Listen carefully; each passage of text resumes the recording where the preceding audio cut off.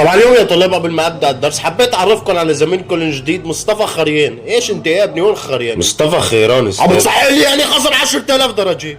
المهم الخطة الأولى قبل ما نبدأ أكون الأول على الصف عشان جورجينا تعجب فيني. المهم يا طلاب، ما هو الغاز الذي ينتج عن تفاعل الفسية الصامتة؟ خلاص دوس هاي فرصتي عشان أجاوب. ثاني اكسيد الكربون. إيه غلط.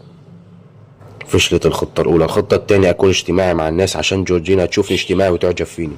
ايه اهلين اهلين اهلين اهلين هلينا. المهم انت من اين محافظة انت؟ من استراليا الشرقية. معقول؟ حتى انا على فكرة. طيب ايش اسمك؟ خالد حنكش بنكش. طب ما قلت لي من اين محافظة انت؟ يا زلمة صار الله سألتني نفس السؤال.